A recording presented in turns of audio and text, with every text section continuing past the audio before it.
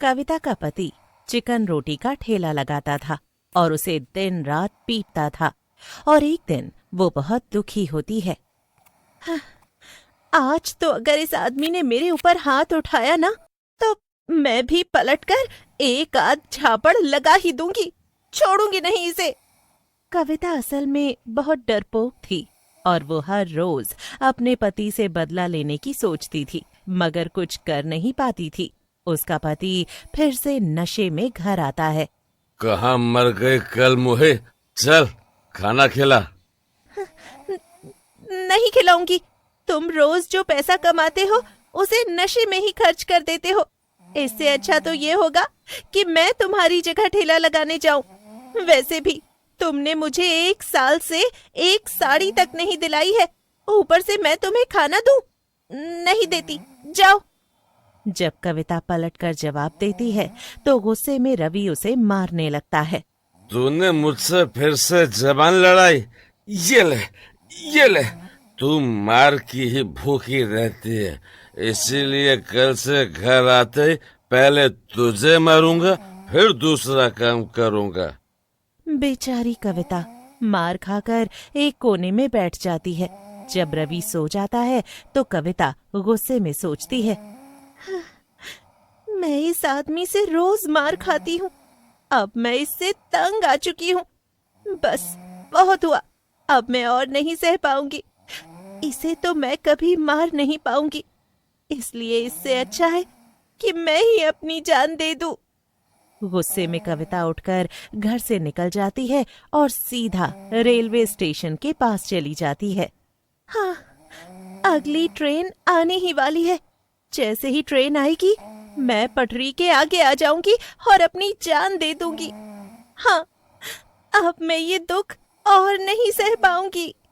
असल में कविता इतनी डरपोक थी कि मरने जैसा हिम्मत का काम करना भी उसके बस का नहीं था, इसलिए वो ट्रेन को आते देखकर कांप गई। हाँ, अरे बाप रे, ये ट्रेन तो बहुत तेजी से आ रही है। इससे कटकर मरी तो मेरी तो चटनी ही बन जाएगी। नहीं, अभी घर जाती हूँ, कल परसों मरने का कोई आसान तरीका सोचूंगी। लेकिन जैसे ही कविता पीछे हटने की कोशिश करती है, उसका पैर फिसल जाता है और वो सच में ट्रेन के आगे गिरकर मर जाती है और फौरन एक चुड़ैल में बदल जाती है। हाँ? अरे नहीं, ये क्या हो गया? मैं तो एक गंदी बदसूरत चुड़ैल बन गई। ये मैंने क्या कर दिया? कविता जोर जोर से रोने लगती है और तभी वहाँ 2 शराबी झूमते हुए आते हैं।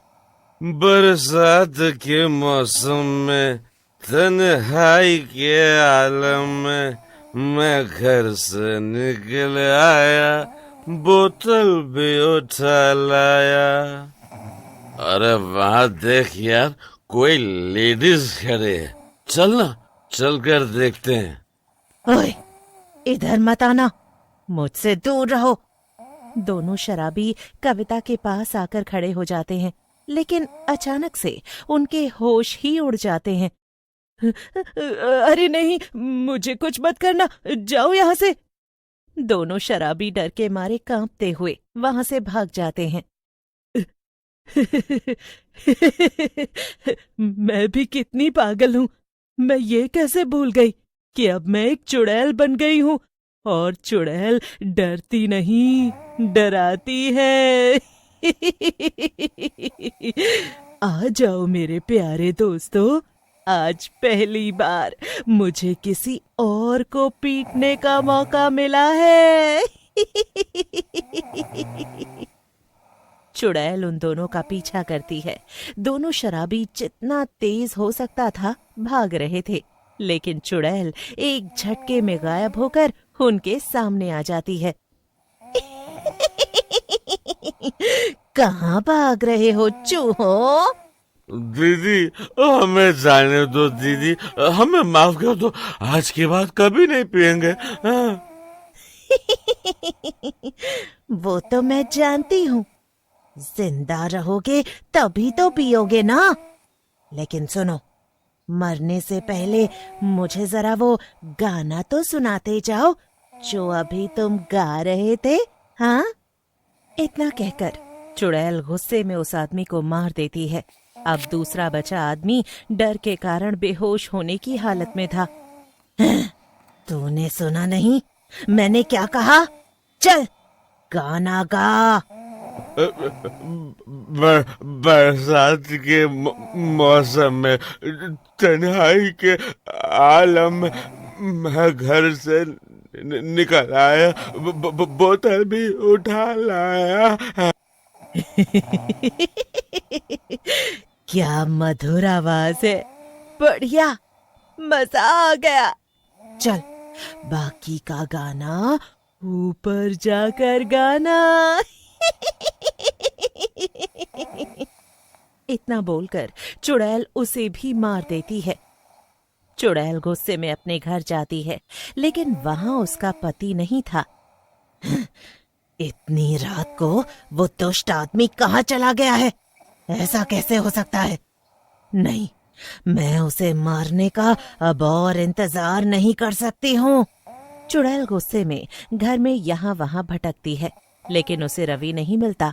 ऐसे ही 2 दिन हो जाते हैं और अब चुड़ैल गुस्से में आग बबूला हो रही थी। फिर एक दिन उसे अपनी पड़ोसन गुड़िया दिखती है। हाँ? ये चमक छल्लो सबसे चोरी छुपे भला कहाँ जा रही है? और इसका घर तो दूसरी तरफ है।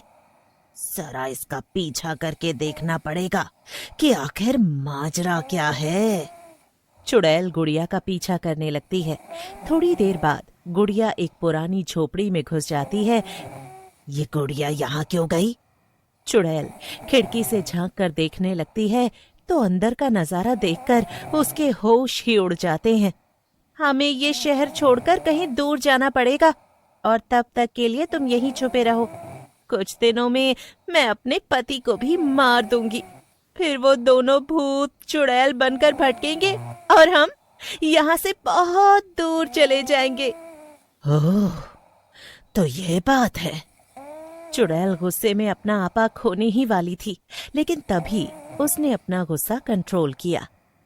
नहीं, मैं इन्हें इतनी आसानी से नहीं मारूंगी। इन्हें तो तड़पा तड़पा कर मारूंगी मैं। चुड़ैल उस वक्त तो चुपचाप वहां से चली जाती है और एक योजना बनाने में लग जाती है। अगले सवेरे वो भेष बदलकर रवि से पहले ही उसके चिकन रोटी वाले ठेले पर पहुंच जाती है। आओ आओ, गर्मा गर्म चिकन रोटी खाओ।